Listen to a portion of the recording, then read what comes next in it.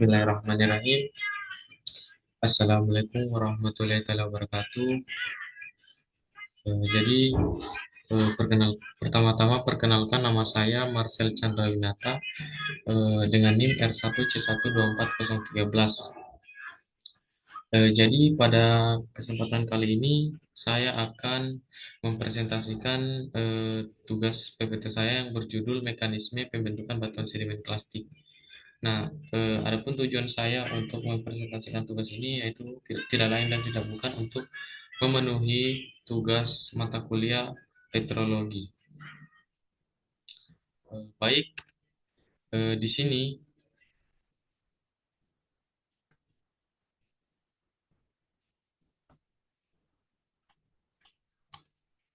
baik di sini sebelum kita melaju ke bagaimana tahap-tahapan dari proses pembentukan batuan sedimen itu sendiri, di sini saya akan membahas apa itu batuan sedimen klasik. Jadi, batuan sedimen klasik itu adalah salah satu dari jenis batuan sedimen yang terbentuk dari fragmen-fragmen batuan dan mineral yang terfragmentasi akibat pelapukan dan erosi. Kemudian diendapkan dan mengalami proses sementasi menjadi batuan yang lebih keras. Jadi teman-teman, batuan sedimen itu ada banyak sekali jenisnya, dan batuan sedimen klasik ini merupakan salah satu jenis dari batuan sedimen yang lain. Selain dari batuan sedimen klasik, kita juga mengenal eh, ada batu sedimen karbonat dan batu batuan sedimen organik. Contohnya itu yaitu kual yang biasa ditemukan di eh, di daerah Kalimantan yang yang keterdapatannya itu sangat melimpah sekali di Pulau Kalimantan. Nah, setelah itu kita dalam bukunya yang berpengaruh eh, di mana sedimen judul bukunya itu yaitu Sedimentary Rock 1975. Petijon itu mendefinisikan batuan sedimen klasik atau batuan tetrigenosklastik sebagai batuan yang terbentuk dari fragmen-fragmen batuan dan mineral yang berasal dari pelapukan dan erosi yang sudah ada sebelumnya. Material ini diangkut dan diendapkan di suatu lingkungan pengendapan yang ada di permukaan bumi. Nah, kita ketahui bersama bahwa Petijon ini mendefinisikan bahwa batuan sedimen klasik sebagai batuan yang terbentuk dari fragmen-fragmen batuan dan mineral yang berasal dari pelapukan atau erosi batuan yang sudah ada sebelumnya. Bisa saja itu dari batuan beku, bisa saja itu dari batuan metamorf itu sendiri, atau bisa saja dia itu dari batuan sedimen itu sendiri. Kemudian kita akan bahas tahap yang pertama dari pembentukan batuan sedimen. Jadi tahap yang pertama itu merupakan tahap pelapukan atau weathering. Tahap pelapukan atau weathering ini adalah proses alami penghancuran, penguraian, dan pengikisan batuan tanah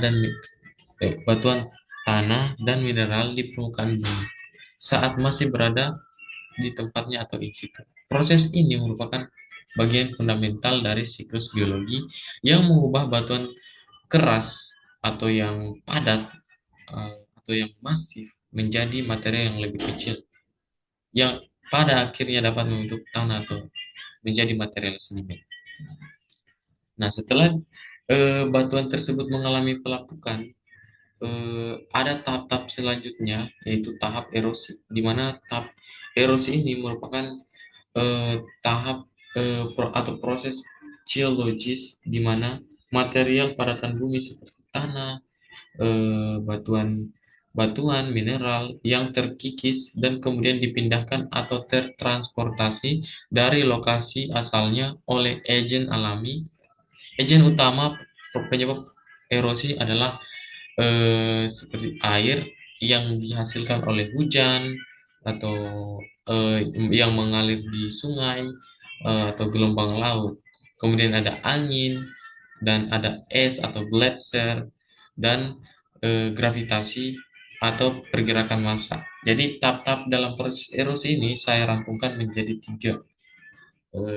Ini jadi tahap-tahap erosi itu yang pertama itu adalah pelepasan atau detachment. Jadi tahap ini merupakan tahap awal dari pemisahan tanah atau fragmen batuan dari masa asalnya.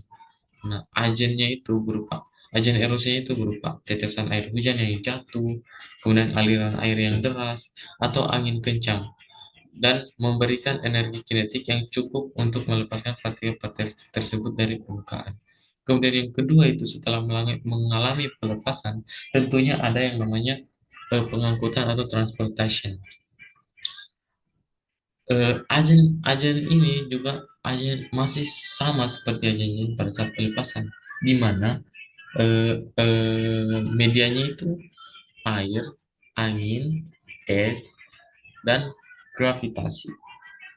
Kemudian yang ketiga itu adalah pengendapan, di mana setelah material-material sedimen ini yang berukuran dari yang besar sampai yang kecil, dia ini setelah mengalami transportasi, eh, kemudian dia ini terendapkan di lingkungan yang lebih dangkal atau di cekungan-cekungan bumi. Misalnya cekungan yang paling besar yang kita kenal yaitu lautan.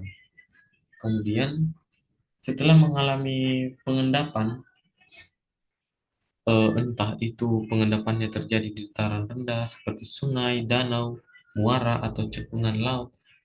Kemudian dia ini akan terdapat proses-proses selanjutnya yaitu yang kita kenal sebagai litifikasi atau biasa dikenal dalam geologi itu yaitu diagenesis. Tapi sebelum itu, ini saya akan memperlihatkan gambar dari proses terjadinya erosi, di mana pada saat yang pertama itu ada medianya ini berupa air, eh, bisa juga angin, bisa juga gletser. Dia ini menyebabkan eh, material-material sedimen yang tadinya berada di daratan tinggi, dia ini mengalami pelepasan, kemudian dia ini tertransportasi, bisa saja itu material sedimen yang berbentuk tanah atau bisa berukuran besar. Dia ini mengalami transportasi akibat agen yang sama, seperti angin. Tentunya tekanan dari angin dan air ataupun gletser ini cukup besar untuk bisa memindahkan material-material sedimen ini ke cekungan yang atau daerah-daerah yang lebih rendah, yang topografinya itu lebih rendah. Nah, kemudian dia ini mengalami deposition atau terendapkan di sebuah cekungan.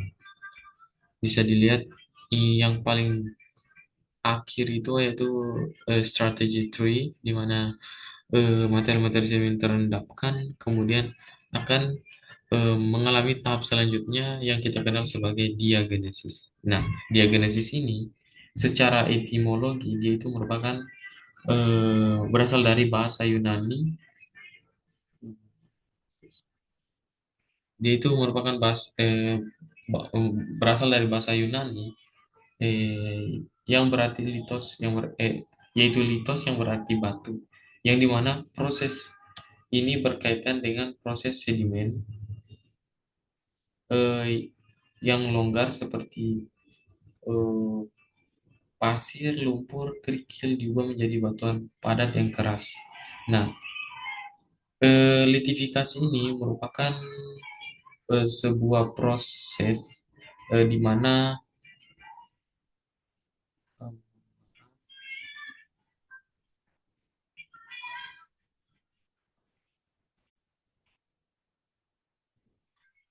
lanjut. Jadi setelah itu batuan-batuan ini material-material sedimen yang telah terendapkan mengalami yang namanya litifikasi atau degenesis dan terbagi menjadi dua secara umum yang kita kenal yaitu compaction atau pemadatan, eh, kompaksi atau pemadatan, dan yang kedua yaitu sementasi. Ya, dimulai dari kompaksi terjadi ketika lapisan sedimen yang baru di atas menumpuk yang lebih tua dan berat material di atasnya memberikan tekanan yang besar. Tekanan ini menyebabkan butiran sedimen saling mendekat dan mengurangi ruang pori atau ruang kosong di antara butiran yang awalnya berisi air atau udara. Kemudian proses ini terjadi ketika adanya pembebanan dari material atas, kemudian menyebabkan em, material-material sedimen yang berada di bawah itu mengalami eh, ini saling bersinggungan. Kemudian nantinya pori-porinya ini akan mengalami sementasi atau perekatan. Nah, setelah itu, seperti yang saya bilang tadi, setelah dia mengalami kompaksi, dia akan mengalami sementasi atau perekatan di mana proses ini merupakan proses kedua yang terjadi ketika setelah kompaksi, di mana ada mineral-mineral yang terlarut, yang berukuran lano atau lempung. Dia ini mengisi rongga-rongga yang kosong, seperti kalsit, silika, dan bisa jadi itu ada, bisa juga ada oksida besi. Kemudian dia ini akan bergerak melalui ruang pori yang tersisa. Ketika, nah setelah itu eh, dia juga ada juga proses yang dimana kenaikan suhu dan tekanan akibat dari pembebanan tadi ini. Kemudian eh, setelah itu lama kelamaan materi-materi sedimen ini setelah mengalami litifikasi atau degenesis, dia akan membentuk batuan sedimen yang kompak atau yang masif. Bisa juga ada struktur-struktur lain. Misalnya struktur yang dihasilkan itu ada laminasi, ada bedding, ada cross bedding, ada reverse bedding, ada juga yang biasa kita kenal itu mud crab. Nah, mungkin itu saja yang bisa saya eh, paparkan pada video kali ini. Adapun lebih dan kurang yang mohon dimaafkan. Mohon maaf eh, karena kamera saya tidak terlalu kelihatan, karena tadi tiba-tiba kameranya itu langsung hilang, jadi saya tidak sempat melihat wajah saya. Nah, mohon maaf atas kesalahan yang saya lakukan, dan